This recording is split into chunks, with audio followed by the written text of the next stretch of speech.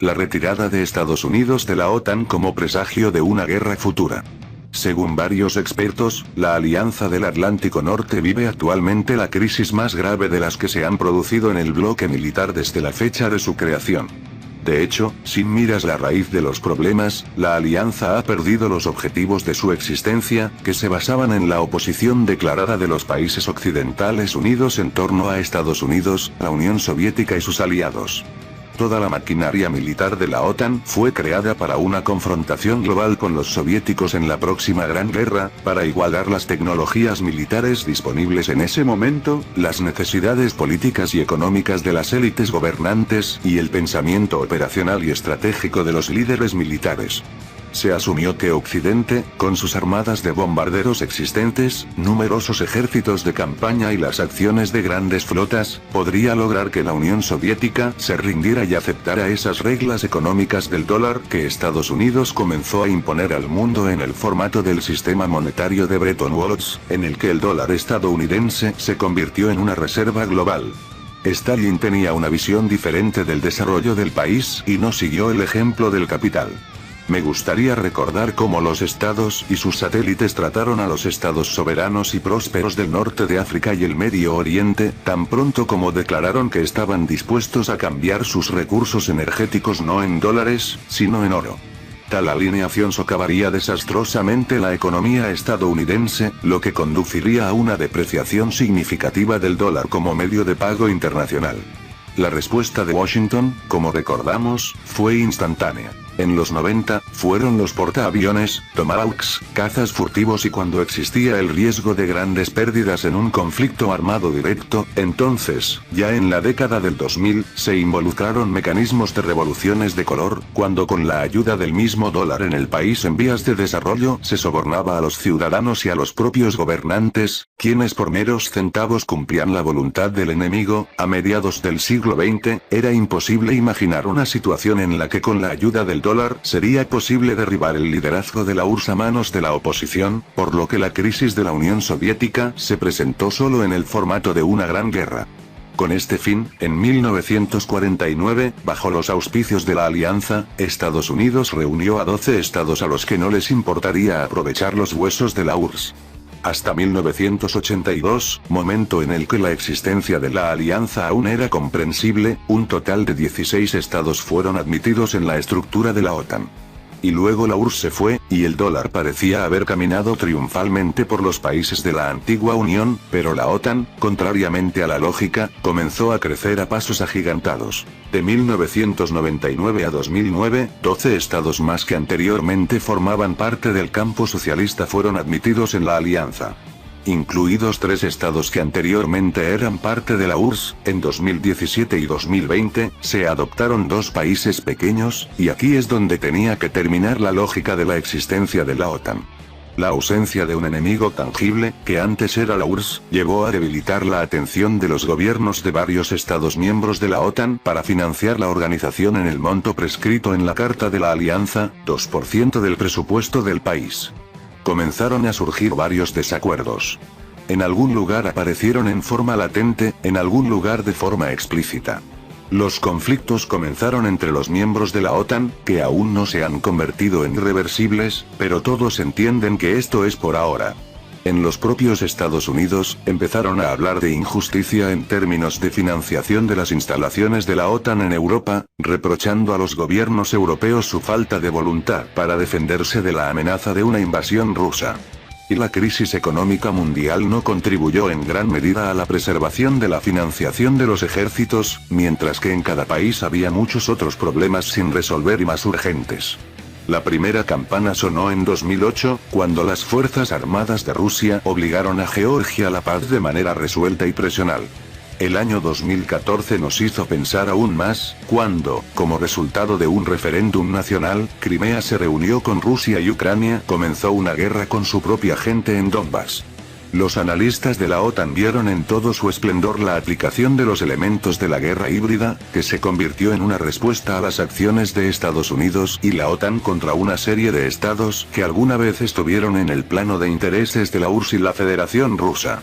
Luego estuvo 2015 y las acciones sorprendentemente exitosas de Rusia en Siria, que hicieron posible preservar el país como Estado y, en un sentido estratégico, afianzarse en el Medio Oriente.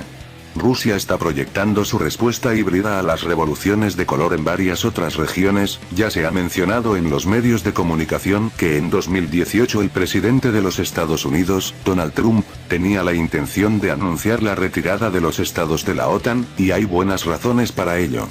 Y el punto no es solo que 23 países de los 30 miembros de la OTAN no pagan las cantidades requeridas al presupuesto de la organización, y Estados Unidos paga el doble. La esencia del problema radica en un plano ligeramente diferente.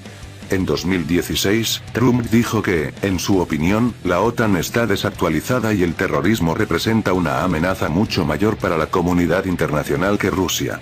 Pero al mismo tiempo, la OTAN no discute la lucha contra el terrorismo, y la OTAN no está diseñada para luchar contra los terroristas. No hay un solo país en la alianza capaz de luchar contra el terrorismo. Evidentemente, para 2016 Trump ya era consciente de que el cambio en las formas y métodos de hacer la guerra, o alcanzar objetivos por medios armados, ya había llegado al nivel en el que no tiene sentido poseer ejércitos enormes, como lo fue durante la Guerra Fría ante el enfrentamiento con la URSS.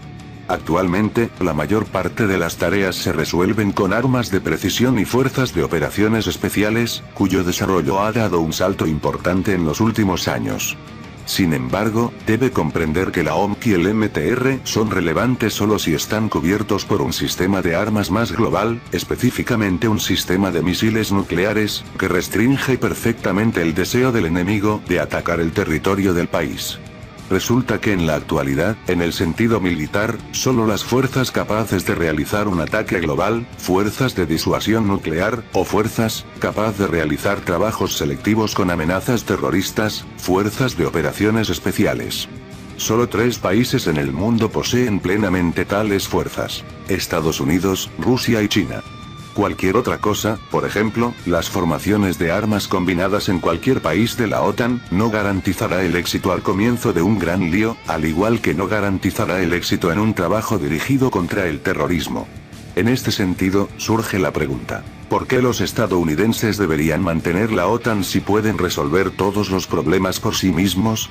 Y aquí vale la pena recordar que Estados Unidos siempre se ha enriqueciente intelectualecido con las guerras mundiales, que tradicionalmente tuvieron lugar en Europa.